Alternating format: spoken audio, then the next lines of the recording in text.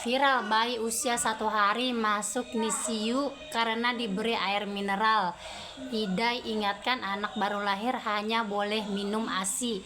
Para mertua dan orang tua harus tahu ini. Terus ada yang komen nih, kagak paham aja cara kasih minum air putih ke bayi. Anak saya dari lahir sampai usia 3 bulan, sekarang habis minum susu saya kasih air putih. Lanjut lagi baca komennya. Maaf ya, terserah apa kata kalian aja.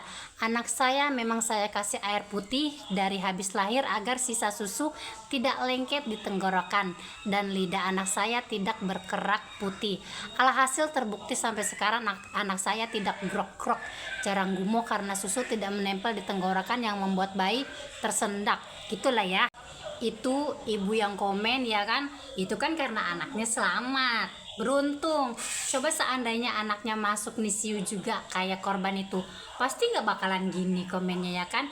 Dari semua parenting, cara kita merawat anak yang jadul-jadul itu pasti bakalan ada anak yang selamat dan ada anak yang nggak selamat, atau ada anak yang sekarat kritis ya kan. Nggak bisa dipukul rata sama semua ya. Misalnya nih, anak ini baru lahir nih hari ini, besoknya dikasih bubur nasi sama neneknya, selamat-selamat aja ya. Nggak semua bayi sama ya.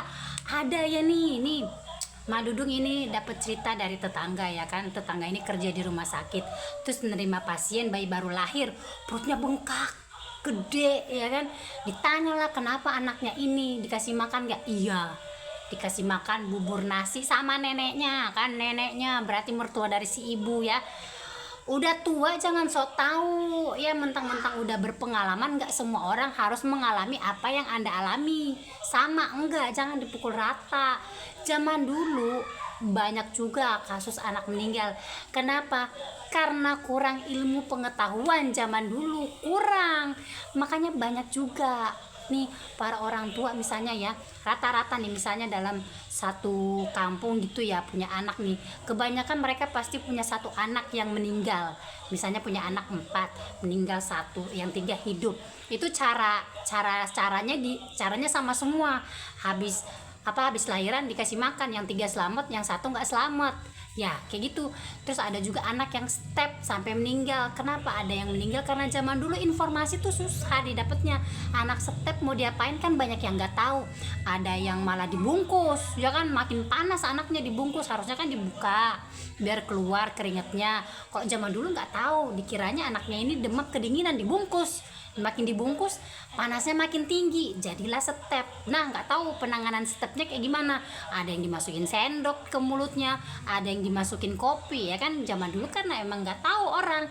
Sekarang kita punya smartphone ya, jadi dipakai itu handphonenya biar pinter ya. Yang jadul-jadul dibuang aja. Zaman dulu juga anak kecil, anak bayi itu banyak juga kasusnya yang meninggal. Ibu habis melahirkan juga banyak yang meninggal. Cuman karena kekurangannya informasi, berita-berita itu tuh ketutup. Cuman dari mulut ke mulut, satu kampung aja yang tahu. Kalau sekarang satu Indonesia bisa tahu informasinya ada anak bayi meninggal, bagaimana ceritanya, tahu langsung kesebar. Kok zaman dulu ceritanya cuma mentok di satu kampung aja. Makanya dibilangnya zaman dulu nggak apa-apa, zaman dulu nggak apa-apa. Bukan nggak apa-apa, ada yang memang yang meninggal, cuma beritanya banyak yang nggak tahu gitu. Berubah deh kita ya.